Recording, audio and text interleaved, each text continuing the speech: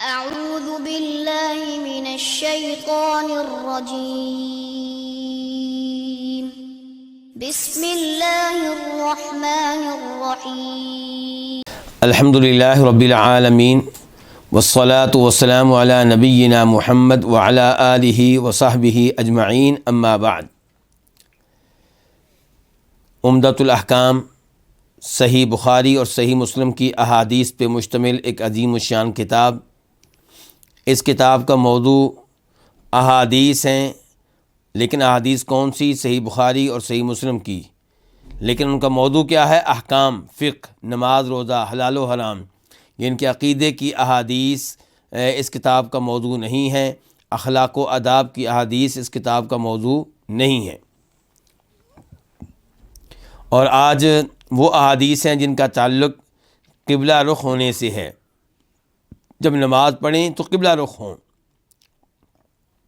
نبی صلی اللہ علیہ وسلم جب مکہ میں تھے تو آپ نماز اس انداز سے پڑھتے تھے کہ آپ کا منہ کعبہ کی طرف بھی ہوتا تھا اور بیت المقدس کی طرف بھی۔ یہ ہے مشہور و معروف قول علماء کرام کا کہ آپ جب وہاں نماز پڑھتے تھے تو آپ اس طرح کھڑے ہوتے تھے کہ آپ کا منہ کعبہ کی طرف بھی ہوتا تھا اور بیت المقدس کی طرف بھی۔ مدینہ منورہ شفٹ ہوئے تو آپ نے قبلہ کس کو بنایا؟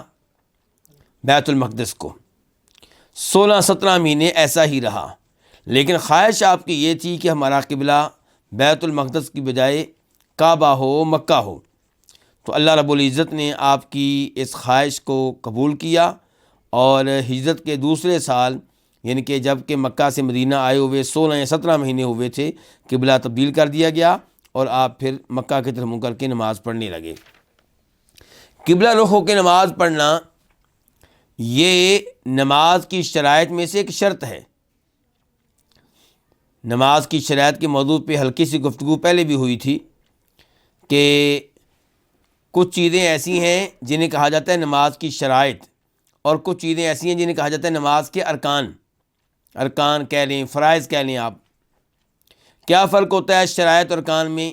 دونوں یہ چیزیں بہت زیادہ ضروری ہوتی ہیں، لیکن شرائط وہ ضروری چیزیں ہیں جو نماز شروع کرنے سے پہلے ہونا لازمی ہے۔ نماز شروع کرنے سے پہلے ان کا پایا جانا ضروری ہے۔ اور ارکان و فرائض یہ وہ چیزیں ہیں جو بہت ضروری ہیں، لیکن یہ نماز سے پہلے نہیں ہوتی بلکہ نماز میں ہوتی ہیں۔ تو نماز کا وقت داخل ہوگا تو آپ نماز پڑھیں گے ظہر کی، نماز کا وقت داخل ہوگا تو آپ عصر کی نماز پڑھیں گے۔ یہ کیا ہے؟ نماز کی شرائط میں سے شرط ہے۔ طہارت کا ہونا، آپ باوضو ہوں، یہ نماز کی شرائط میں سے کیا ہے؟ شرط ہے۔ اور ایسے ہی قبلہ رخ ہونا کہ جب آپ نماز شروع کرنے لگیں تو پہلے آپ قبلہ رخ ہوں، کعبہ کی طرف منہ کریں، یہ بھی نماز کی شرائط میں سے ایک شرط ہے۔ تو یہی ہمارا آج کا موضوع ہے۔ تو حدیث نمبر 65 راوی ہیں اس کے عبداللہ بن عمر رضی اللہ عنہما، عن عبداللہ بن عمر رضی اللہ عنہما ان رسول اللہ صلی اللہ علیہ وسلم کان یسبح علی ظہر راحلتہ حیث کان وجہہ یومئ برأسہ وکان ابن عمر یفعلہ۔ اس حدیث کو روایت کیا امام بخاری نے، اور اس کا نمبر ہے وہاں پہ 1105 اور اسے روایت کی امام مسلم نے، اور حدیث کا نمبر ہے وہاں پہ 700۔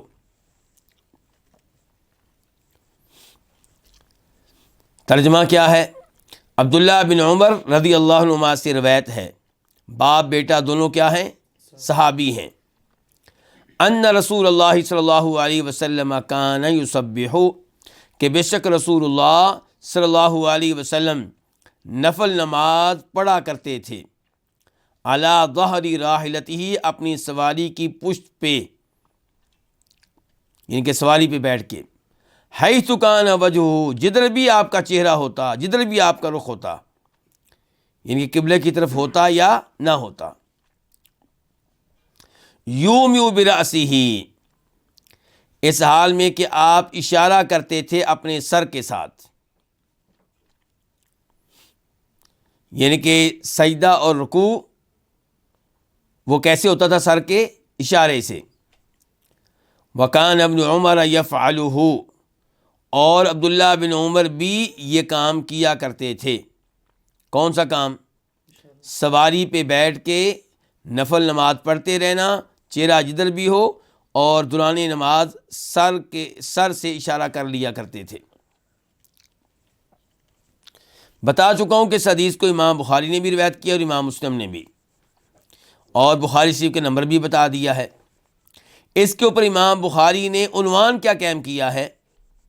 عنوان یہ ہے کہ باب من تطوع فی السفر، باب من تطوع فی السفر، باب ہے اس بارے میں کہ سفر میں نفل نماز پڑھی جائے گی. یعنی کہ سفر میں فرض نماز تو کر دی گی کیا؟ قصر، دو رکھتے ہیں.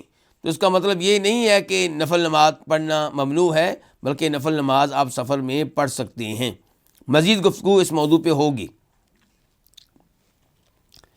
وفی روایت، اور ایک روایت میں ہے کہ کان یوتر علی بعیرہ، کہ آپ وطر نماز اپنے اونٹ پہ پڑھا کرتے تھے. اونٹ پہ بیٹھ کے وطر نماز پڑھ لیا کرتے تھے. یہ الفاظ جو ہیں یہ کہاں پہ آئے ہیں؟ یہ بخاری شریف میں جہاں پہ آئے ہیں وہاں پہ روایت کا نمبر ہے 1000،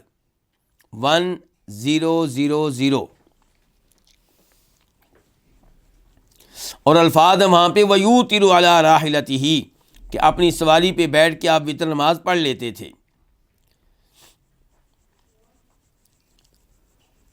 وَلِمُسْلِمٍ، اور مسلم میں ہے کہ غیر انہ لا یصلی علیہ المکتوبہ، کہ لیکن آپ نہیں نماز پڑھتے تھے علیہ اس پہ، کس پہ؟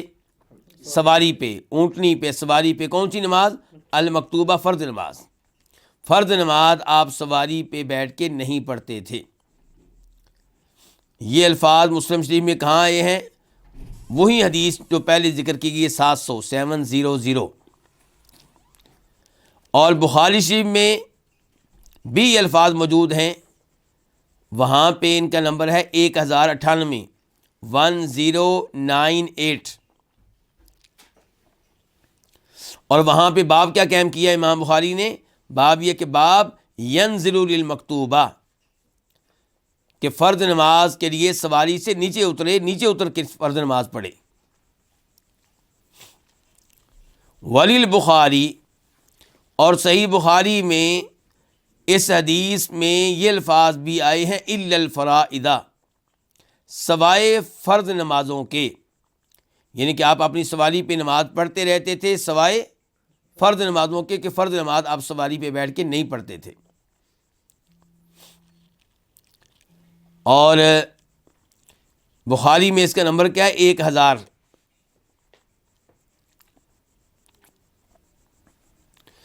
اور بخاری ہی میں ایک روایت ہے جس کا نمبر ہے 1097، 1097.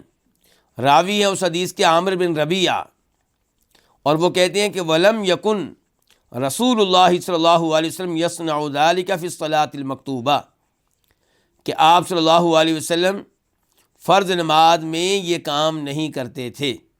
کون سا کام؟ سواری پہ بیٹھ کے نماز ادا کرنا. اچھا، حدیث کا ترجمہ کر دیا گیا، اور حدیث کے بعد مزید وضاحتیں جو ہمارے مؤلف نے کی ہیں، مزید اضافے جو بتائے ہیں جن سے اس حدیث کو صحیح معنوں میں سمجھنے میں مدد ملتی ہے، ان کا بھی تذکرہ ہو چکا. اس حدیث میں لفظ کیا استعمال کیا گیا؟ یسبحو. یسبحو کا ترجمہ ہم نے کیا کیا جی؟ نفل نماز پڑھتے تھے. تو تسبیح کا جو لفظ ہے یہ نفل نماز کے لیے استعمال کیا جاتا ہے، اور یہاں پہ اس کا معنی نفل نماز ہی ہے. اس کی دلیل اس حدیث کی دوسری روایت ہے، یعنی کہ بخاری شریف میں ایک تو یہ روایت آئی ہے 1105 کے طور پہ 1105، یہی روایت بخاری شریف میں ایک اور مقام پہ آئی ہے 1000 کے طور پہ 1000، تو وہاں پہ کیا کہتے ہیں عبداللہ بن عمر کہ کان النبی صلی اللہ علیہ وسلم یصلی فی السفر علی راحلتہ، آپ سفر میں اپنی سواری پہ نماز پڑھ لیا کرتے تھے. تو یسبح کی جگہ پہ کیا آیا ہے جی؟ کیا آیا یسبح کی جگہ پہ؟ یصلی، نماز پڑھ لیا کرتے تھے. حیث توجہت بہ، آپ کی سواری جدھر بھی آپ کا منہ کر دیتی تھی. یومئ ایماء، آپ اشارے سے کام لیتے تھے. صلاۃ اللیل، کون سی نماز پڑھتے تھے؟ رات کی نماز، تہجد کی نماز، قیام اللیل. الا الفرائض، لیکن فرض نماز آپ سواری پہ نہیں پڑھتے تھے. تو یہاں پہ المکتوبہ کا معنی لفظ بھی آیا. مکتوبہ کا معنی کیا؟ وہ نماز جو فرض کی گئی ہے، لکھی گئی ہے، فرض کی گئی ہے. الراحلہ یہ لفظ بھی آیا ہے، اس کا معنی کیا؟ وہ اونٹنی جو سواری کے قابل ہو، وہ اونٹنی جو سواری کے قابل ہو.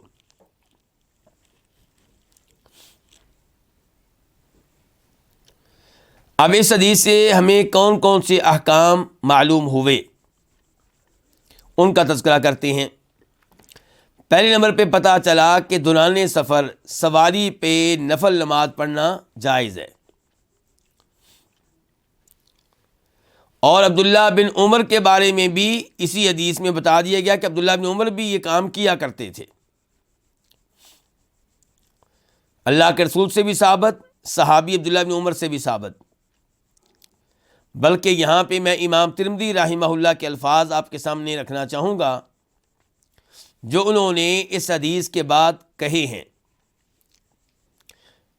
ان کے ہاں حدیث نمبر ہے 351 351، یعنی کہ جو اس موضوع پہ حدیث ہے کہ سفر میں سواری پہ نماز پڑھنا. کہتے ہیں والعمل على هذا عند عامة اہل العلم لا نعلم بینہم اختلافا، کہ اہل علم کے ہاں اس مسئلے میں کوئی اختلاف نہیں ہے، وہ اسی پہ عمل کرتے ہیں. کس پہ؟ کہ دوران سفر سواری پہ نماز پڑھتے ہیں. چنانچہ امام ترمذی کہتے ہیں لا يرون بأسا ان يصلي الرجل على راحلته تطوعا حيث ما كان وجهه الى القبلة او غيرها، کہ اہل علم کا یہ موقف ہے بغیر کسی اختلاف کے کہ سواری پہ نفل نماز پڑھی جا سکتی ہے چاہے سوار کا چہرہ قبلے کی طرف ہو یا قبلے کی طرف نہ ہو.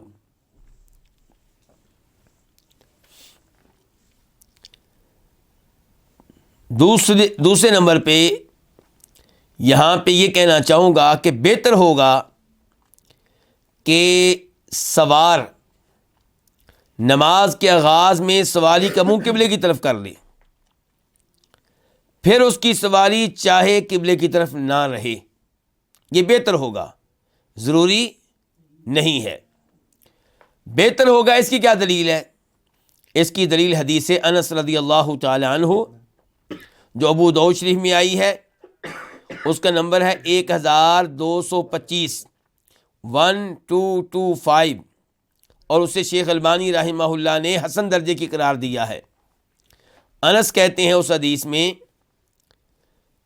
کہ کان النبی صلی اللہ علیہ وسلم اذا اراد ان يتطوع فی السفر استقبل بناقته القبلہ، کہ جب آپ سفر میں نفل نماز پڑھنا چاہتے تو اپنی اونٹنی کا منہ کدھر کر دیتے؟ قبلے کی طرف. ثم صلی حیث وجہہ ثم صلی حیث وجہہ رکابہ، پھر آپ نماز پڑھتے رہتے جدھر بھی آپ کی اونٹنی آپ کا منہ کر دیتی، قبلے کی طرف ہوتا یا غیر قبلے کی طرف. تو ایسا کرنا اگر ممکن ہو کہ آپ نفل نماز کے شروع میں اونٹنی کا منہ کدھر کر دیں؟ قبلے کی طرف، تو یہ بہتر ہوگا. ممکن نہیں ہے تو انشاءاللہ اس میں کوئی حرج نہیں ہے. تیسرا مسئلہ جس پہ اس حدیث کے تعلق سے گفتگو ہوگی وہ یہ ہے کہ یہ معلوم ہو چکا ہمیں کہ انتہائی مجبوری کے بغیر سواری پہ فرض نماز پڑھنے کی اجازت نہیں ہے. مراد اس سے کون سی سواری ہے؟ وہ سواری جس پہ نماز پڑھتے ہوئے انسان قبلہ رخ نہ ہو سکے، جس میں کھڑے ہو کے نماز نہ پڑھ سکے، یعنی کہ جس سواری پہ نماز پڑھتے ہوئے شرائط یا نماز کے ارکان وغیرہ پہ عمل کرنا ممکن نہ ہو، تو اس سواری پہ فرض نماز نہیں پڑھی جائے گی۔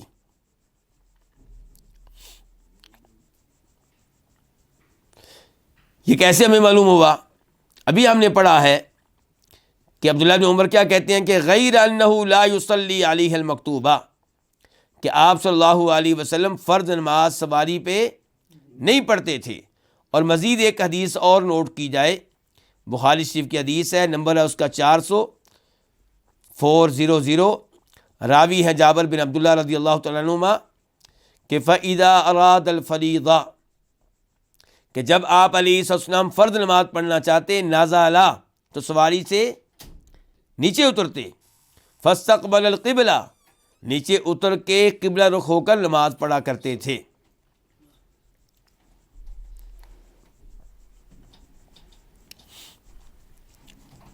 البتہ اگر کوئی ایسی سواری ہو جس میں انسان قبلہ رخ بھی ہے، کھڑا بھی ہے، نماز کی تمام شرائط اور واجبات ارکان پہ عمل ہو رہا ہے، تو پھر آپ اس میں نماز پڑھ سکتے ہیں۔ مثال کے طور پہ ٹرین ہے، ٹرین میں ارکان، واجبات، شرائط پہ عمل کرنا ممکن ہوتا ہے، تو اگر اس میں آپ کو ایسی جگہ ملتی ہے تو آپ اس میں فرض نماز بھی پڑھ سکتے ہیں۔ لیکن جب سواری میں یا سواری پہ نماز پڑھتے ہوئے قبلہ رخ ہونا ممکن نہ ہو، کھڑے ہو کے نماز پڑھنا ممکن نہ ہو، دیگر کئی ارکان شرائط کی خلاف ورزی ہو رہی ہو، تو پھر فرض نماز سواری پہ نہیں پڑھی جائے گی، الا یہ کہ نماز کے قضا ہونے کا خطرہ ہو۔ اس کی کیا مثال ہے؟ آپ نے عصر کی نماز پڑھنی ہے اور سورج ڈوبنے والا ہے، تو آپ کیا کریں گے؟ اب آپ عصر کی نماز جہاز میں ہی پڑھیں گے، ٹرین پہ ہی پڑھیں گے، بس میں ہی پڑھیں گے، جیسے بھی پڑھی جائے قضا کرنے کی گنجائش نہیں ہے۔ یہ الفاظ کچھ زیادہ سخت تو نہیں ہو گیا کہ قضا کرنے کی پھر بھی گنجائش نہیں ہے؟ نہیں، سخت نہیں ہے۔ نماز خوف کب پڑھنی ہے؟ حالت جنگ میں، دشمن سامنے کھڑا ہے، تلواریں لے کر، نیزے لے کر، پسٹل لے کر، کراشنکوف لے کر۔ فرمایا فَإِنْ خِفْتُمْ فَرِجَالًا أَوْ رُكْبَانًا، اگر دشمن کا خوف ہے پھر بھی نماز پڑھنی ہے، لیکن پھر آپ اگر جماعت نہیں کرا سکتے تو کوئی بات نہیں، کیسے پڑھیں؟ چلتے چلتے پڑھ لیں، رکبانا، سواری پہ بیٹھے بیٹھے پڑھ لیں۔ شریعت نے اس حالت میں بھی نماز کو قضا کرنے کی اجازت نہیں دی، تو قضا کرنے کی گنجائش نہیں ہے۔ اس لیے جب نماز قضا ہونے کا خطرہ ہو پھر آپ پڑھیں گے، جدھر بھی ہیں، جیسے بھی ہیں۔ البتہ اگر آپ کی زور کی نماز قضا ہو رہی ہے تو پھر جلدی کرنے کی ضرورت نہیں ہے۔ جب آپ کی فلائٹ اترے گی اور آپ کو پتہ ہے مغرب سے پہلے وہ کسی نہ کسی ایئرپورٹ پہ اترے گی اور آپ کو نماز پڑھنے کا موقع ملے گا، تو پھر آپ زور کی نماز کو جہاز میں نہیں پڑھیں گے، بلکہ عصر کے ساتھ ملا کے کہاں پڑھیں گے؟ ایئرپورٹ پہ پڑھ لیں گے۔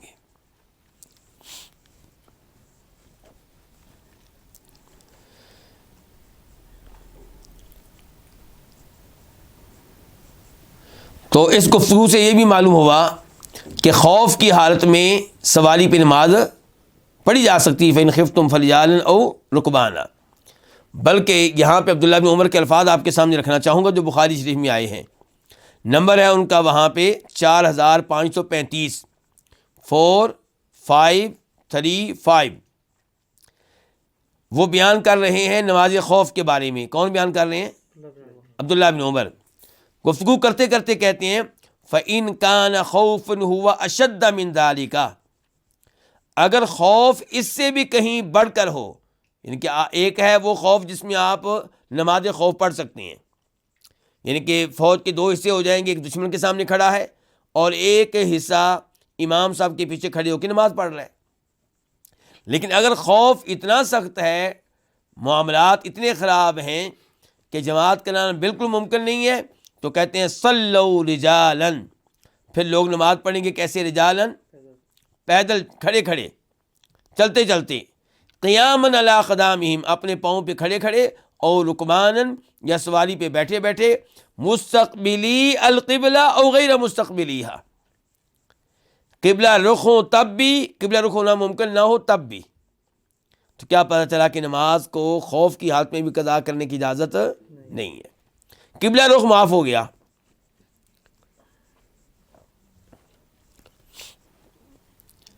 چوتھا مسئلہ جو اس حدیث سے معلوم ہوا وہ یہ کہ ایسی حالت میں رکوع و سجود کی جگہ پہ کیا کیا جائے گا؟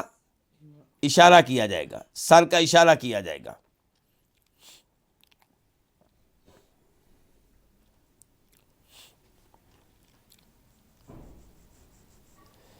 اس حدیث سے ایک مسئلہ یہ بھی معلوم ہوا کہ وتر نماز فرض یا واجب نہیں ہے. فرض اور واجب میں کیا فرق ہوتا ہے علماء کرام؟ صحیح بات یہ ہے کہ فرض اور واجب میں کوئی فرق نہیں ہے. البتہ ہمارے حنفی علماء کرام اس میں فرق کرتے ہیں. وہ کیا کہتے ہیں کہ جو حکم اللہ نے دیا، جیسا کہ وہ حکم جو قرآن میں آیا ہے، تو اس پہ عمل کرنا کیا ہے؟ فرض ہے. اور جو حکم دیا نبی علیہ الصلوۃ والسلام نے، اس پہ عمل کرنا کیا ہے؟ واجب ہے. تو کیسا ہے یہ فرق؟ آخر قرآن و حدیث میں کچھ نہ کچھ تو فرق ہونا چاہیے نا. کیوں جی؟ نہیں، ہم اس فرق کو نہیں مانتے. یہ فرق ہم تب مانیں جب ہم یہ کہیں کہ اللہ اور اللہ کے رسول مختلف ہیں شریعت دینے کے لحاظ سے، جبکہ اللہ کے رسول کی دی ہوئی شریعت بھی کہاں سے آ رہی ہے؟ اللہ تعالیٰ کی طرف سے آ رہی ہے. یا تو آپ یہ کہیں کہ شریعت کا کچھ حصہ اللہ کے رسول نے اپنی طرف سے دیا ہے، پھر آپ کہیں جناب کہ اللہ کے دیے ہوئے آرڈر فرض اور اللہ کے رسول کے دیے ہوئے آرڈر واجب. لیکن جب آپ کو پتہ ہے کہ احادیث بھی معنی و مفہوم کے لحاظ سے کس کی طرف سے ہیں؟ اللہ رب العزت کی طرف سے ہیں، تو پھر یہ فرق کرنا غلط ہوگا. اسی لیے فرمایا تھا نبی علیہ السلام نے، الا انی اوتیت الکتاب ومثلہ معہ، کہ لوگوں جیسے مجھے قرآن ملا ہے ویسے ہی بالکل اس جیسی ایک چیز اور ملی ہے. تو قرآن و حدیث میں فرق ہے تلاوت کے لحاظ سے. جیسے ہم قرآن کی تلاوت کرتے ہیں، حدیث کی نہیں کرتے. نماز میں قرآن کی تلاوت کی جاتی ہے، حدیث کی نہیں کی جاتی. لیکن شریعت ہونے کے لحاظ سے، دین ہونے کے لحاظ سے، اتھارٹی ہونے کے لحاظ سے، حجت ہونے کے لحاظ سے قرآن و حدیث میں کوئی فرق نہیں ہے. اور یہ فرق نے بڑے غلط نظریات دیے ہیں. جب آپ فرق کرتے ہیں نا، پھر لوگ کیا کہتے ہیں فرق کرنے والے علماء کرام؟ جی احادیث کو قرآن کے سامنے پیش کریں، قرآن حدیث کو مانیں تو حدیث کو لیں، ورنہ نہ لیں. تو پھر حدیث کو چھوڑ ہی دیں.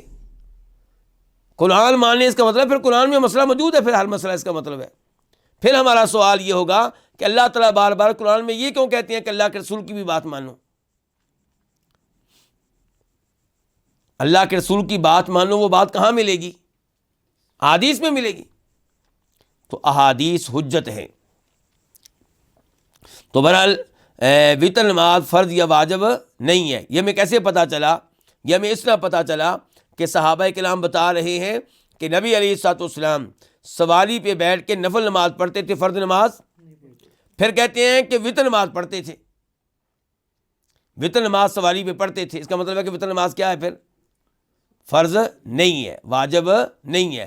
اور اس کے دیگر بھی کئی دلائل ہیں، لیکن یہ حدیث بھی دلیل ہے اس بات کی کہ وتر نماز فرض یا واجب نہیں ہے.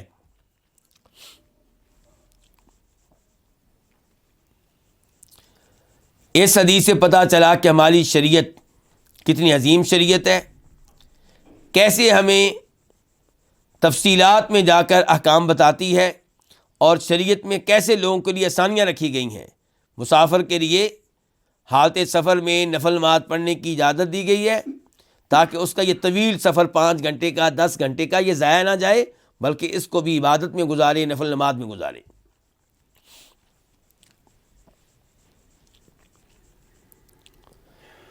کیا اس حالت میں جب نماز پڑھیں گے تو سجدہ کرتے ہوئے آپ کا سر رکوع کے مقابلے میں زیادہ جھکے گا؟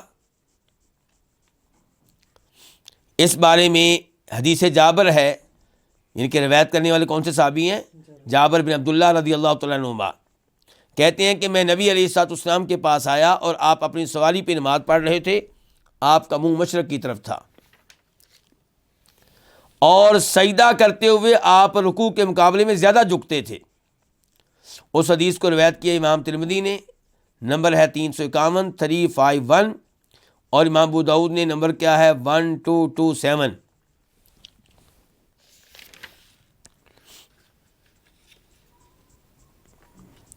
تو اس سے کیا پتہ چلا پھر کہ جب آپ سواری پہ بیٹھ کے نماز پڑھ رہے ہیں یا کہیں بھی بیٹھ کے نماز پڑھ رہے ہیں تو سجدے کی باری، اگر آپ سجدہ زمین پہ نہیں کر پا رہے تو سجدے کی باری آپ کا سر زیادہ جھکے گا کس کے مقابلے میں؟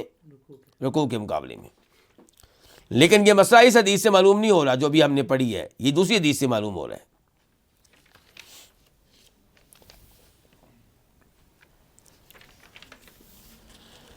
تو یہ چند مسائل تھے جن کا تعلق اس حدیث سے تھا۔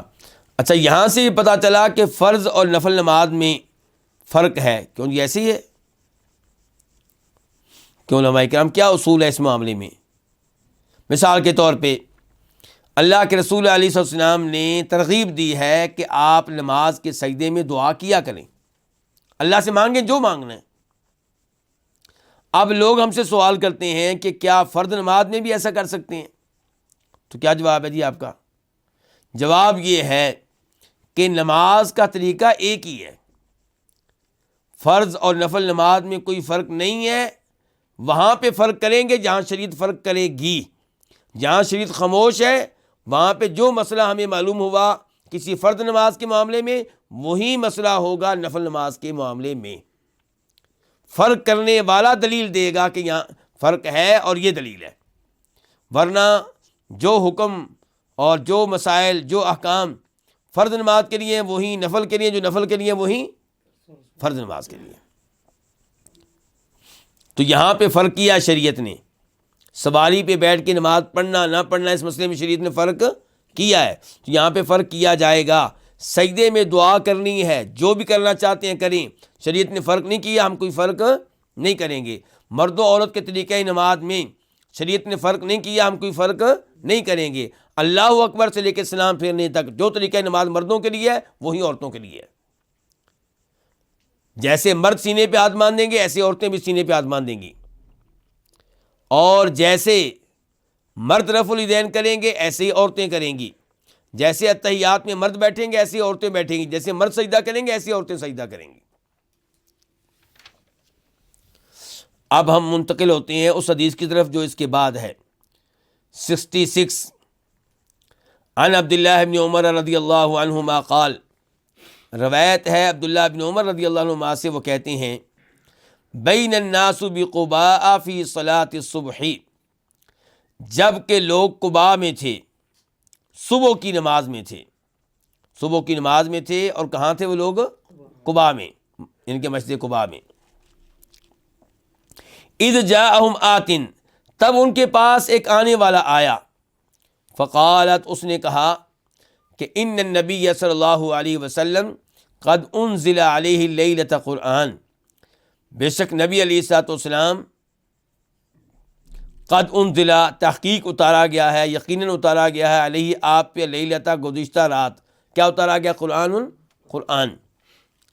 وقد امرا، اور تحقیق آپ کو حکم دیا گیا ہے، ان یستقبل القبلہ، کہ آپ ان یستقبل الکعبہ، کہ آپ کعبہ کی طرف منہ کریں، کس میں؟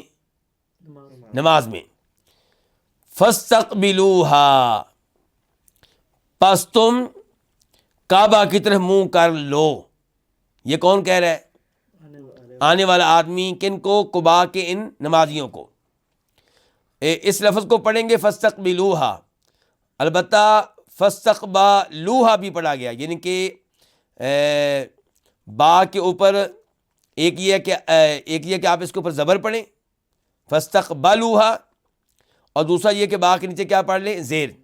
فاستقبلوها پڑھیں گے تو کیا ہو جائے گا؟ آرڈر، گویا کہ وہ آدمی ان کو آرڈر دے رہا ہے، بھائی قبلہ تبدیل ہو چکا ہے، تم اپنا منہ اب کس طرف کر لو؟ کعبہ کی طرف کر لو۔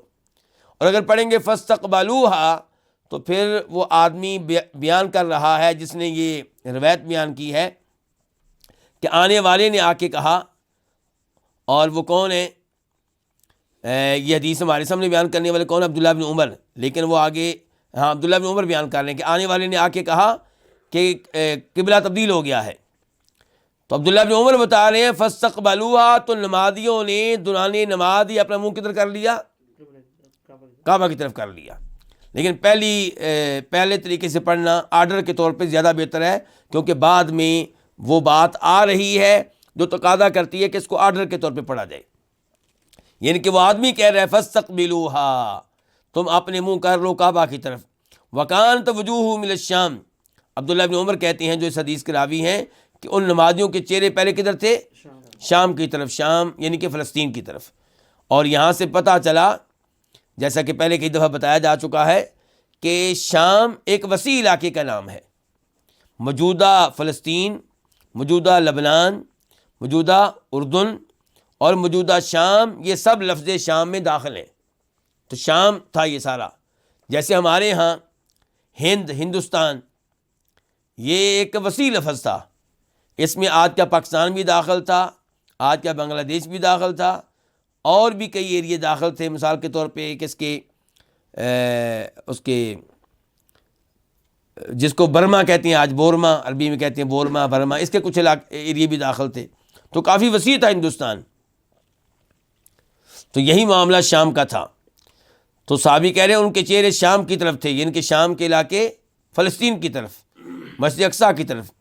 فاستداروا الی الکعبہ، تو وہ گھوم گئے کعبہ کی طرف، دوران نماز کی طرف گھوم گئے کعبہ کی طرف۔ اس حدیث کو روایت کیا کس نے؟ امام بخاری نے۔ نمبر کیا ہے اس کا بخاری شریف میں؟ 4491، 4491۔ اور امام مسلم نے بھی اس کو روایت کیا ہے، اور نمبر کیا ہے؟ 526، 526۔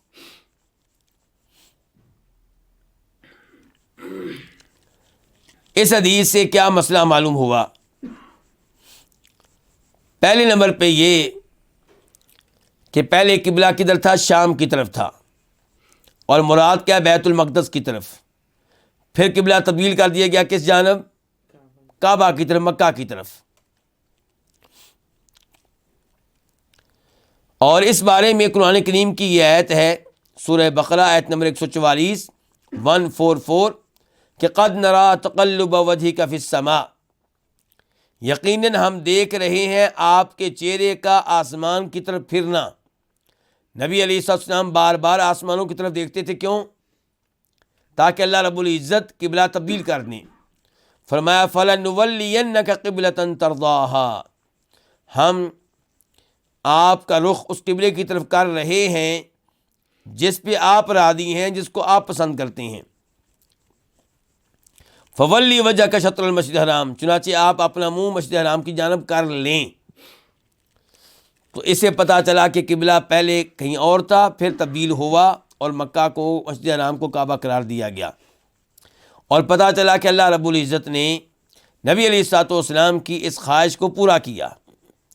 لیکن وہ صورتحال نہیں ہے جو لوگ ہمیں بتاتے ہیں۔ لوگ تو یہ بتاتے ہیں نا کہ ادھر آپ کا اشارہ ہوتا تھا، ادھر اللہ تعالیٰ آپ کی بات مان لیتے تھے۔ یہ بات آپ کی مانی گئی ہے، اور اس کو کتنے مہینے لگ گئے؟ 17 مہینے۔ یعنی کہ جب آپ مکہ سے مدینہ منتقل ہوئے ہجرت کی، تو آپ نے اپنا منہ کر لیا بیت المقدس کی طرف۔ 17 مہینوں کے بعد آپ کی خواہش پوری ہوئی ہے۔ تو نبی علیہ الصلوۃ والسلام کا یقیناً اللہ کے ہاں بڑا مقام و مرتبہ ہے۔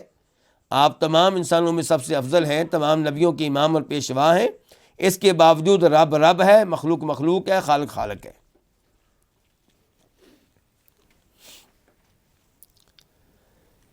اس حدیث سے مسئلہ معلوم ہوا کہ اب قبلہ کیا ہے؟ کعبہ۔ تو واجب ہے اس آدمی پہ جس کے سامنے کعبہ ہو کہ وہ اپنا پورا جسم کس طرف کرے؟ دوران نماز کعبہ کی طرف کرے۔ اور جو کعبہ سے دور ہے، کعبہ اسے نظر نہیں آ رہا، تو وہ کعبہ والی جانب اپنے جسم کا رخ کرے گا۔ اس حدیث سے پتہ چلا کہ افضل ترین ٹکڑا زمین پہ کیا ہے؟ بیت اللہ، کہ جس کو اللہ رب العزت نے نمازیوں کا قبلہ قرار دیا۔ اس حدیث سے پتہ چلا کہ ہماری شریعت میں ناسخ منسوخ کا وجود ہے. کئی چیزیں منسوخ کی گئیں تو یہ چیز موجود ہے، اور قرآن میں بھی اس کا تذکرہ آتا ہے، ما ننسخ من آیت او ننسیہا نأتی بخیر منہا او مثلہا، سورہ بقرہ پہلا سپارہ.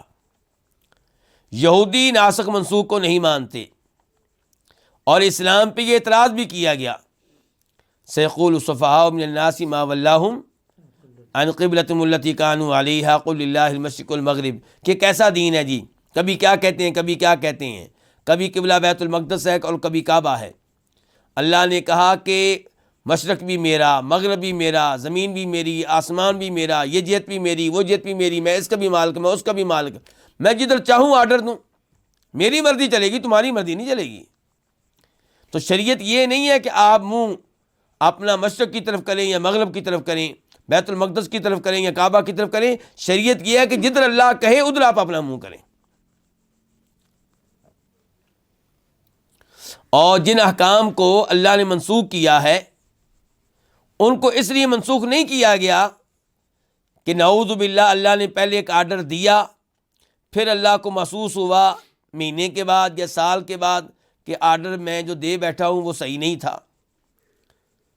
وہ آرڈر دیا تو تھا، قانون بنایا تو تھا، اب پتہ چلا کہ جناب نہیں یہ غیر مناسب آرڈر تھا. نعوذ باللہ ایسا نہیں ہے. اللہ جب آرڈر دیتے ہیں تو اللہ کو پہلے سے معلوم ہوتا ہے کہ میں نے اس کو سال کے بعد 6 مہینوں کے بعد کیا کرنا ہے، منسوخ کرنا ہے، کینسل کرنا ہے. تو ناسخ منسوخ میں بھی اللہ کی کئی حکمتیں ہیں. ایک میرے اور آپ کے ایمان کا امتحان، کون اللہ کی پہلی بات کو مانتا ہے اور پھر جب تبدیل ہو جائے تو دوسری بات کو بھی مانتا ہے، اور کون کہتا ہے نہیں جی میری عقل نہیں مانتی، میرا دل نہیں مانتا. تو یہ امتحان ہے، یہ آزمائش ہے. اور دوسرے نمبر پہ کئی دفعہ پہلا آرڈر سخت ہوتا ہے، اللہ اس میں نرمی کر دیتے ہیں، تو یہ اس میں حکمت ہے. اور کئی دفعہ پہلا نرم ہوتا ہے تو اللہ کیا کر دیتے ہیں، سختی کر دیتے ہیں. تو سخت آرڈر پہ عمل کرنے پہ زیادہ ثواب ملے گا، اس میں یہ حکمت ہے. پہلے لوگوں کا اسلام کمزور تھا تو نرم آرڈر دیا گیا، جب لوگ اسلام پہ پختہ ہو گیا تو سخت آرڈر دے دیا گیا. اس حدیث سے مسئلہ بھی معلوم ہوا کہ جو کسی جانب منہ کر کے نماز پڑھے اور یہ سمجھتا ہو کہ قبلہ اس طرف ہے، پھر دوران نماز اس کو بتا دیا جائے کہ قبلہ دوسری طرف ہے، تو اس کو چاہیے کہ ادھر گھوم جائے اور نماز کو توڑے نہیں. نماز اس کی بالکل ٹھیک ہے.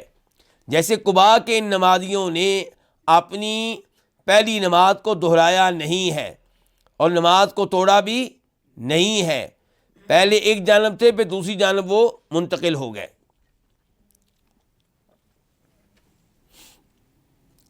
اس حدیث سے بھی پتہ چلا کہ صحابہ کرام کس قدر قرآن و حدیث کی پیروی کرنے والے تھے، اور اس معاملے میں وہ کسی تردد میں مبتلا نہیں ہوتے تھے، فوراً عمل کیا کرتے تھے. اب اگر یہ لوگ چاہتے تو کہتے فی الحال ہم نماز مکمل کرتے ہیں، نماز کے بعد انتظامیہ کی کیا ہوگی جی، میٹنگ ہوگی، اجلاس ہوگا، پھر غور کریں گے کہ حدیث لینی ہے کہ نہیں لینی، یہ حدیث لینے والی ہے کہ نہیں لینے والی، اس پہ عمل کرنا چاہیے کہ نہیں کرنا چاہیے. نہیں، ادھر حکم محمد ہو، ادھر گردن جھکائی ہو صلی اللہ علیہ وسلم.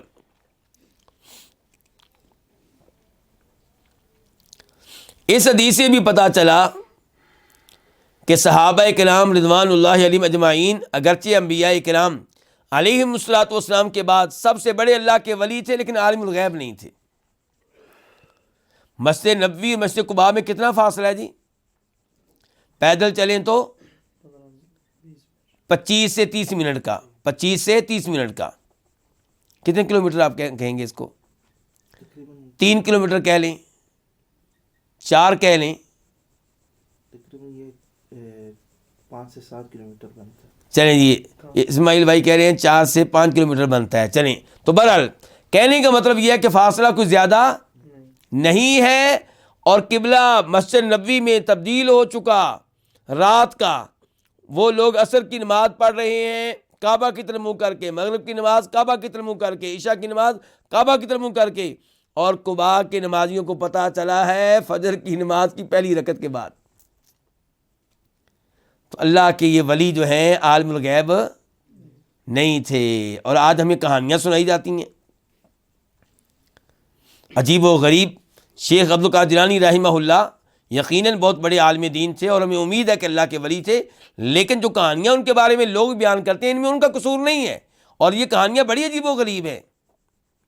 یوں لگتا ہے کہ ان کہانیوں کو سن کر کہ جیسے وہ مشکل کشا ہوں، حاجت روا ہوں اور کائنات کا نظام چلانے والے وہ ہوں، کبھی جناب فرشتوں سے روحوں کا تھیلا چھین رہے ہیں، اور کبھی وہ بیٹھے بیٹھے زمین پہ مراقبہ کر کے لوح محفوظ کا مطالعہ کر لیتے ہیں، کس کے حق میں اولاد لکھی ہے، کس کے حق میں اولاد نہیں لکھی، اور پھر اللہ کی وہ تقدیر جس کے بارے میں بتایا گیا تھا کہ قلم خشک ہو سیاہی خشک ہو چکی، قلم کیا ہے،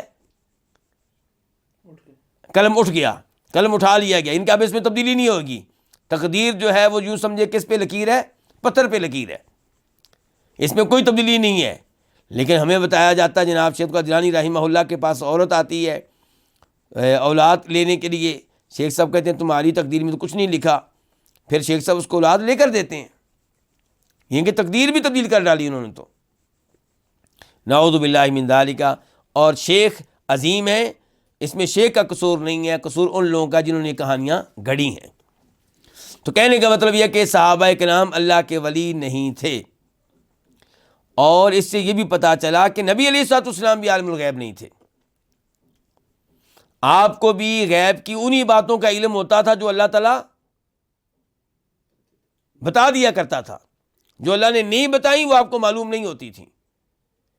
اسی لیے آپ یہ کہہ سکتے ہیں کہ غیب کا جو علم اللہ تعالیٰ نے انبیاء کرام علیہم السلام کو دیا وہ کم ہے، اور جو نہیں دیا وہ بہت زیادہ ہے، جو نہیں دیا وہ بہت زیادہ ہے، بے شمار ہے، لا تعداد ہے، اسے شمار نہیں کیا جا سکتا، گنا نہیں جا سکتا۔ اب دیکھیے کہ نبی علیہ الصلوۃ والسلام کو اگر علم ہوتا کہ قباء کے نمازیوں کو قبلے کا علم نہیں ہو سکا تو آپ اس کا کوئی اہتمام کرتے، بلکہ اس سے تو یہ بھی پتہ چلتا ہے کہ حاضر ناظر کا بھی معاملہ نہیں تھا، ورنہ اگر آپ ادھر بھی حاضر ناظر تھے تو ادھر ان کو کہتے بھی اپنا قبلہ ٹھیک کرو۔ تو یہ سارے عقائد جو ہیں یہ غلط ہیں۔ اس سے یہ بھی پتہ چلا کہ انسان کسی حکم کا تبھی پابند ہوتا ہے جب وہ حکم اس کے علم میں آ جائے۔ آپ یہ دیکھیں قبلہ تبدیل ہو چکا اور ان کے علم میں نہیں آیا، تو یہ نماز پڑھتے رہے پرانے قبلے کی طرف منہ کر کے، تو وہ نمازیں ان سے دہرانے کا مطالبہ نہیں کیا گیا، اور نہ ہی یہ کہا گیا کہ تمہاری وہ نمازیں باطل ہیں، بلکہ یہ نماز جس کا یہ واقعہ فجر کی نماز، اس کا کچھ حصہ انہوں نے ادا کیا کس کی طرف منہ کر کے، بیت المقدس کی طرف، اس نماز کے اس حصے کو بھی دوبارہ پڑھا نہیں گیا۔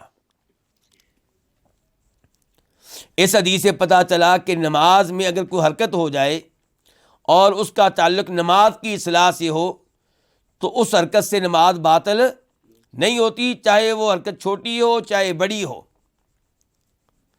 اب دیکھیے ان لوگوں کا منہ تھا ایک سائڈ پہ، پھر انہوں نے بالکل اس کے الٹ منہ کیا ہے۔ امام نے حرکت کی ہوگی اپنی جگہ سے اور وہ چلا گیا ہوگا آخری صف تک، ادھر پہنچا ہوگا، اور مقتدی جو ہیں انہوں نے بھی حرکت کی ہے، اور تھوڑی حرکت نہیں ہوئی، ٹھیک ٹھاک حرکت ہوئی ہے، تو اس سے ان کی نماز باطل نہیں ہوئی۔ تو نماز میں کوئی ایسی حرکت جس کا تعلق نماز کی اصلاح سے ہو اس میں انشاءاللہ کوئی حرج نہیں ہے، اور اس کے علاوہ بھی کوئی حرکت مجبوری بن جائے تو اس سے بھی نماز باطل نہیں ہوتی۔ نبی علیہ الصلوۃ والسلام سے کئی مقام پہ ثابت ہے، کیا ثابت ہے؟ حرکت کرنا۔ مثال کے طور پہ ایک دفعہ آپ نماز پڑھ رہے تھے، عبداللہ بن عباس کھڑے ہو گیا آپ کی طرف، آپ کے ساتھ آ کے، اور وہ اس سائڈ پہ نہیں کھڑے ہوئے جس سائڈ پہ مقتدی کو کھڑے ہونا چاہیے، تو آپ نے ہاتھ سے پکڑ کے ان کو درست سائڈ پہ کھڑا کیا، تو آپ کا ہاتھ بھی حرکت کرتا رہا، عبداللہ بن عباس کو بھی آپ نے پوری حرکت دی، تو اس سے نماز باطل نہیں ہوئی۔ ایک دفعہ ایک بچے کو آپ نے اٹھا کے نماز پڑھائی ہے، امامہ کو جو آپ کی نواسی ہیں، 4 رکعتوں کی نماز تھی، سجدے میں جاتے ہوئے زمین پہ رکھ دیتے اور پھر اٹھا لیتے، تقریباً 8 دفعہ حرکت ہوئی ہوگی۔ تو شریعت میں ان مسائل میں اتنی سختی نہیں ہے جتنی سختی لوگ کر لیتے ہیں۔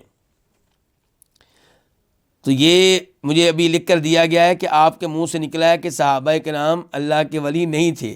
نہیں، میں کہنا چاہتا ہوں اگر نکلا بھی ہے تو غلط نکلا ہے. کیا کہنا چاہتا ہوں کہ انبیاء کرام علیہم الصلوۃ والسلام کے بعد وہ اللہ کے سب سے بڑے ولی تھے، البتہ وہ عالم الغیب نہیں تھے. کیا کہنا چاہ رہا تھا کہ وہ عالم الغیب نہیں تھے، اس لیے ان کو پتہ نہیں چل سکا کہ قبلہ تبدیل ہو گیا ہے. اس حدیث سے یہ مسئلہ بھی معلوم ہوا کہ خبر واحد کیا ہے؟ حجت ہے. خبر واحد کا مطلب کیا ہے؟ کیونکہ سب بھائی ایسے نہیں ہیں جو جانتے ہوں. جو حدیث متواتر نہیں ہے تو خبر واحد ہے. واحد کس کو کہتے ہیں؟ ایک کو. متواتر حدیث وہ جس کو بیان کرنے والے لوگ بہت زیادہ ہوں. صحابہ کرام بھی بہت زیادہ، اور ان سے حدیث لینے والے تابعین بھی بہت زیادہ، ان سے حدیث لینے والے تبع تابعین بھی بہت زیادہ. ہر طبقے میں، ہر مرحلے میں بہت زیادہ لوگوں حدیث کو روایت کرنے والے اتنے زیادہ ہوں کہ سوچا بھی نہ جا سکے کہ انہوں نے حدیث گھڑی ہوگی، بنائی ہوگی. تو یہ متواتر کی ہلکی سی میں نے تعریف کر دی، ورنہ اس میں اور بھی تفصیلات ہیں. اچھا، اب وہ حدیث جسے بیان کرنے والا ایک صحابی ہو، یا ایک تابعی ہو، یا ایک تبع تابعی ہو، یا دو ہوں، یا تین ہوں، یا چار ہوں، یا پانچ ہوں، وہ کیا کہلائے گی؟ خبر واحد. کیا کہلائے گی؟ خبر واحد کہلائے گی. اب کئی لوگ یہ کہتے ہیں کہ خبر واحد جو ہے وہ ہر جگہ نہیں چلے گی جی. مثال کے طور پہ عقیدے میں نہیں چلے گی جی. کوئی کہتے ہیں جی خبر واحد وہاں پہ نہیں چلے گی جب وہ قیاس کے خلاف ہو. کوئی کہتے ہیں خبر واحد نہیں چلے گی جب خبر واحد کو بیان کرنے والا، ایسی حدیث کو بیان کرنے والا صحابی کیا ہو؟ غیر فقیہ ہو. تو عجیب و غریب یعنی کہ اس معاملے میں باتیں کی گئیں، اصول بنائے گئے. اور صحیح بات یہ ہے کہ خبر واحد جب ثابت ہو جائے کہ صحیح حدیث ہے تو وہ حجت ہے، وہ دین ہے، وہ شریعت ہے. اور جب اس کے ساتھ چند قرائن مل جائیں تو وہ تو علم اور یقین کا فائدہ دیتی ہے. کس کا فائدہ دیتی ہے؟ علم اور یقین کا. اب یہاں پہ دیکھیے، یہ لوگ نماز پڑھ رہے تھے، دوران نماز انہوں نے قبلہ تبدیل کیا اپنا. خبر دینے والا کتنے لوگ تھے؟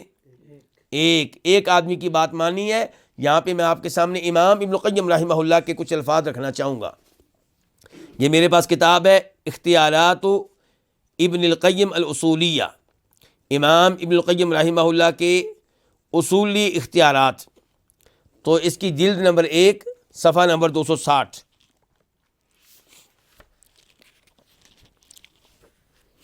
یہ ذرا دیکھیے گا، یہاں پہ یہ بیان کیا گیا کہ امام ابن القیم رحمہ اللہ کا موقف یہ ہے کہ وہ احادیث جن کو خبر واحد کہتے ہیں ان پہ عمل بھی کیا جائے گا، اور وہ یقین اور علم کا فائدہ دیتی ہیں. اور اس بارے میں تفصیلی گفتگو انہوں نے کی اپنی کتاب الصواعق المرسلہ میں. کہاں کی ہے؟ الصواعق المرسلہ میں. امام صاحب نے یہ بات ثابت کرنے کے لیے کہ خبر واحد کے اوپر عمل بھی کیا جائے گا، عقیدے میں بھی، دیگر امور میں بھی، اور وہ علم کا فائدہ دیتی ہے، تقریباً 21 دلائل دیے ہیں. کتنے دلائل؟ 21. ان 21 دلائل میں سے ایک دلیل کو سنیے ذرا. کہتے ہیں کہ ان المسلمین لما اخبرهم الواحد، یہ لمبی چوڑی عبارت ہے، لکھنا ممکن نہیں ہوگا، سن لی جائے، کہ مسلمان جب ان کو خبر دی ایک آدمی نے، وَهُمْ بِقُبَاءَ فِي صَلَاةِ الصُّبْحِ، جب کہ وہ صبح کی نماز میں تھے. کہاں پہ تھے؟ قباء میں. خبر کیا دی اس آدمی نے؟ ان القبلۃ قد حولت الی الکعبہ، کہ قبلہ جو ہے وہ تبدیل کر دیا گیا. قبلہ کس کو بنا دیا گیا ہے؟ کعبہ کو. قبلوا خبرہ، انہوں نے اس کی خبر کو، اس کی حدیث کو، اس کی بات کو مان لیا، قبول کیا. وترکوا الحجۃ التی کانوا علیہا، اور اس دین کو، اس حجت کو ترک کر دیا جس کی بنیاد پہ پہلے منہ کیا ہوا تھا. کدھر؟ شام کی طرف. اچھا، شام کی طرف منہ کرنا یقینی بات تھی، ایسے ہی ہے نا؟ اور اب انہوں نے منہ کدھر کر لیا ہے؟ کعبے کی طرف، ایک آدمی کے کہنے پہ. واستداروا القبلہ، اور گھوم گئے قبلے کی طرف. ولم ينکر علیہم رسول اللہ صلی اللہ علیہ وسلم، اور اللہ کے رسول علیہ السلام نے بعد میں ان کو غلط قرار نہیں دیا کہ تم لوگوں نے ایک آدمی کی بات کیوں مانی، تم نے پہلے تحقیق کیوں نہیں کی، میرے پاس آدمی کیوں نہیں بھیجا، تم وفد بنا کے میرے پاس آتے. تم نے ایک آدمی کے کہنے پہ ہی قبلہ تبدیل کر لیا. تو آپ نے ان کو غلط قرار نہیں دیا. وَكَانُوا عَلَىٰ أَمْرٍ مَقْطُوعٍ بِهِ مِنَ الْقِبْلَةِ الْأُولَىٰ، جبکہ پہلے قبلے پہ عمل کرتے ہوئے وہ یقینی معاملے پہ تھے. فَلَوْلَا حُصُولُ الْعِلْمِ لَهُمْ بِخَبَرِ الْوَاحِدِ لَمْ يَتْرُكُ الْمَقْطُوعَ بِهِ الْمَعْلُومَ لِخَبَرٍ لَا يُفِيدُ الْعِلْمَ. تو کہتے ہیں اس سے پتہ چلا کہ ایک آدمی کی بیان کردہ حدیث جبکہ وہ قابل اعتماد ہو، سچا آدمی ہو، امانت دار ہو، تو وہ یقین کا فائدہ دیتی ہے. اگر یقین کا فائدہ دینے والی حدیث نہ ہوتی تو وہ لوگ اس کے کہنے پہ اپنی نماز میں قبلہ تبدیل نہ کرتے. تو اس قسم کی دیگر گفتگو پھر امام القیم رحمہ اللہ نے کی ہے، اور ایسی گفتگو آپ کو امام ابن تیمیہ رحمہ اللہ کی بھی مل جائے گی مجموع الفتاویٰ میں جلد نمبر 18 اور صفحہ نمبر 40 اور 41، یعنی کہ جلد نمبر 18 اور صفحہ کیا 40، یعنی کہ 40 اور 41. تو کہنے کا مطلب یہ ہے کہ حدیث بیان کرنے والا چاہے ایک صحابی ہو، صحابی سے حدیث لے کر بیان کرنے والا تابعی چاہے ایک ہو، چاہے 2 ہوں، چاہے صرف 3 ہوں، لیکن ہوں با اعتماد، تو ان کی حدیث کو لیا جائے گا، مانا جائے گا، اس سے عقیدہ بھی سیکھا جائے گا، احکام بھی سیکھے جائیں گے. آپ یہ دیکھیں کہ نبی علیہ الصلوۃ والسلام ہم تک دین لے کر آئے اللہ تعالیٰ کا، تو آپ اکیلے لے کر آئے کہ ساتھ 80 آدمی اور تھے؟ تو ہم نے آپ کی بات مانی ہے نا. اور اللہ کے رسول کے پاس دین کون لے کر آیا؟ صلی اللہ علیہ وسلم، جبریل علیہ السلام، وہ بھی اکیلے تھے. اور پھر اللہ کے رسول جب کسی صحابی کو بھیجتے، یمن میں بھیجتے، کسی اور شہر میں بھیجتے، تو وہ اکیلا آدمی پورا دین لے کر جاتا اور وہاں کے لوگ اس کے دیے ہوئے دین کو قبول کرتے. اسی لیے امام بخاری رحمہ اللہ نے یہی حدیث ابھی ہم پڑھ رہے ہیں، اس کے اوپر ایک اور جگہ پہ عنوان کیا قائم کیا ہے، باب کیا قائم کیا ہے، یعنی کہ یہ حدیث ایک اور جگہ پہ بھی آئی ہے بخاری میں 7251 7251، وہاں پہ کہتے ہیں باب ما جاء فی اجازت خبر الواحد الصدوق فی الاذان والصلاۃ والصوم والفرائض والاحکام. کہتے ہیں کہ ایک آدمی کی بات کو مانا جائے گا جب کہ وہ آدمی صدوق ہو، کیسا ہو آدمی؟ قابل اعتماد، جھوٹا آدمی نہ ہو. اس کی بات مانی جائے گی اذان کے معاملے میں. کیوں جی؟ کتنے مؤذن اذان دیتے ہیں جی؟ اور ہم اس کی بات مان کے زور کی نماز شروع کر دیتے ہیں. عورتیں گھر میں اذان سن کے نماز شروع کر دیتی ہیں، ایک آدمی کی بات پہ یقین کرتے ہوئے اس نے اذان دے کے ہمیں خبر دے دی کہ نماز کا وقت ہو گیا جی، لیکن ہم اس کی بات مان لیتے ہیں کیونکہ قابل اعتماد ہے. کیا قابل اعتماد ہے. اور ایسے ہی روزوں کے معاملے میں ایک آدمی کہتا ہے جی، اذان دیتے ہوئے کہتا ہے کہ سورج غروب ہو گیا ہے، ڈوب گیا ہے، تو ہم روزہ کھول لیتے ہیں. سحری کے معاملے میں بھی ہم اسی کی بات پہ اعتماد کرتے ہیں. اور ایسے ہی دیگر امور میں. تو امام بخاری کہتے ہیں اس کا مطلب یہ ہے کہ ایک آدمی کی بھی بات مانی جائے گی جب کہ وہ با اعتماد ہو. اب ہم بڑھتے ہیں اس کے بعد والی حدیث کی طرف، جو آج کے درس کی آخری حدیث ہے، حدیث نمبر 67 عن انس بن سیرین قال. انس بن سیرین سے روایت ہے، وہ کہتے ہیں انس بن سیرین کون ہے؟ تابعی ہیں. یہ صحابی نہیں ہے. کون ہے؟ تابعی. محمد ابن سیرین مشہور و معروف امام اور تابعی ہیں، یہ ان کے بھائی ہیں انس ابن سیرین. کہتے ہیں استقبلنا انس رضی اللہ عنہ حین قدم من الشام. ہم نے انس بن مالک رضی اللہ عنہ کا استقبال کیا جب وہ شام سے آئے. انس بن سیرین استقبال کرنے والے کے شہر میں ہیں؟ بصرہ وغیرہ میں، عراق میں، یہ وہاں پہ ہیں. اور انس بن مالک بھی ادھر ہی رہتے ہیں، لیکن ملنے کے لیے گئے ہیں وقت کے بادشاہ کو. کہاں؟ شام. وقت کے بادشاہ کون ہے؟ عبد الملک بن مروان. اور مورخین نے لکھا ہے کہ ان کے پاس گئے تھے حجاج بن یوسف کے بارے میں گفتگو کرنے کے لیے کہ آپ اس کی اصلاح کریں، اس کو سمجھائیں. تو بہرحال یہ شام گئے، جب واپس آئے تو انس بن سیرین کہتے ہیں ہم نے ان کا استقبال کیا جب وہ شام سے آئے، فلقیناہ بعین التمر، چنانچہ ہم ان سے ملے عین التمر مقام پہ۔ عین التمر مقام کہاں پہ ہے؟ یہ عراق میں ہے، عراق کے اس ایریے میں، اس علاقے میں جو شام کے قریب ہے۔ فرأیتہ یصلی علی حمار، تو میں نے ان کو دیکھا کہ وہ نماز پڑھ رہے ہیں علی حمار، کس پہ؟ گدھے پہ، گدھے پہ بیٹھے ہوئے نماز پڑھ رہے ہیں۔ ووجہہ من ذل جانب، اور ان کا چہرہ اس جانب ہے، یعنی ان یسار القبلہ، یعنی کہ قبلہ کی طرف نہیں ہے بلکہ قبلہ کی بائیں جانب ہے، ان کا منہ قبلے کی طرف نہیں ہے بلکہ قبلے کی بائیں جانب ہے۔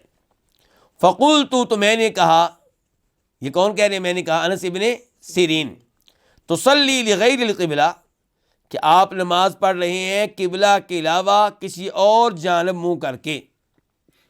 فقال، تو کہا کس نے؟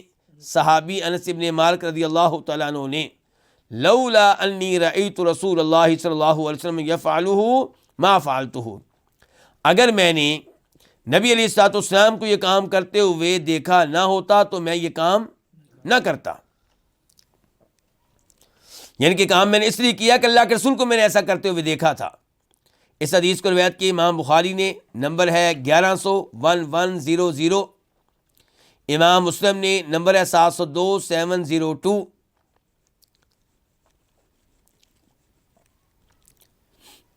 اس حدیث سے کیا پتہ چلا؟ کیا کیا مسائل معلوم ہوئے؟ نمبر 1 یہی کہ جب کوئی سواری پہ بیٹھ کے نماز پڑھے گا تو اس کا قبلہ ادھر ہی ہوگا جدھر سواری اس کا منہ کر دے، سواری اس کا جدھر منہ کر دے ادھر ہی اس کا قبلہ ہے، نفل نماز کے اعتبار سے۔ کس نماز کے اعتبار سے؟ نفل نماز کے اعتبار سے۔ دوسرے نمبر پہ پتہ چلا کہ گدھے پہ بیٹھ کے نماز پڑھنا درست ہے۔ یہ کیوں کہنا پڑ رہا ہے؟ کیونکہ گدھا حرام ہے۔ کوئی حلال ہے کہ حرام ہے؟ جی حرام ہے۔ تو گدھا گوشت اس کا حرام ہے، لیکن اس کا مطلب یہ نہیں ہے کہ وہ پلید ہے۔ تو ہر حرام چیز پلید نہیں ہوتی، اسی لیے ہم کہتے ہیں شراب حرام ہے لیکن پلید ہونے کی دلیل نہیں ہے۔ تو ہر حرام چیز پلید نہیں ہوتی۔ یہاں پہ دیکھیے، آپ گدھے پہ بیٹھتے تھے، صحابہ کرام بیٹھتے تھے، آج بھی لوگ بیٹھتے ہیں، تو اسی لیے بیٹھتے ہیں نا کہ وہ کیا ہے؟ پاک ہے، لیکن کھانے کے لحاظ سے کیا ہے؟ حرام ہے۔ تو نماز پڑھی ہے اس کے اوپر انس بن مالک نے، اور مسلم شریف کی حدیث ہے جس کا نمبر ہے 700 عبداللہ بن عمر کہتے ہیں کہ میں نے نبی علیہ السلام کو دیکھا، یصلی علی حمار، آپ گدھے پہ نماز پڑھ رہے تھے جب کہ آپ کا رخ خیبر کی طرف تھا، خیبر جا رہے تھے۔ اور یہ جو انس بن سیرین ہیں جنہوں نے انس بن مالک کو دیکھا کہ وہ گدھے پہ بیٹھ کے نماز پڑھ رہے ہیں، انہوں نے یہ نہیں کہا کہ آپ گدھے کے اوپر بیٹھ کے نماز پڑھ رہے ہیں، یہ کہا ہے کہ آپ قبلے کے علاوہ کسی اور جانب منہ کر کے نماز پڑھ رہے ہیں۔ اور وہ کہتے ہیں کہ میں نے اللہ کے رسول کو ایسا کرتے ہوئے دیکھا ہے صلی اللہ علیہ وسلم۔ پتہ چلا کہ نبی علیہ الصلوۃ والسلام نفل نماز سواری پہ بیٹھ کے جدھر بھی منہ ہوتا تھا پڑھ لیا کرتے تھے، اور اس معاملے میں آپ قبلے کا اہتمام نہیں کرتے تھے۔ اور یہ 3 احادیث جن کا تعلق کس سے تھا؟ قبلہ رخ ہونے سے۔ تو آج ان 3 احادیث کا ہم نے مطالعہ کیا، یہیں پہ آج کے درس کا اختتام کرتے ہیں۔ انشاءاللہ آئندہ درس میں صف بندی کے موضوع پہ گفتگو ہوگی۔ اللہ تعالی ہماری نمازوں کی اصلاح فرمائے۔ وصلی اللہ تعالی علی نبینا محمد وعلی آلہ وصحبہ اجمعین۔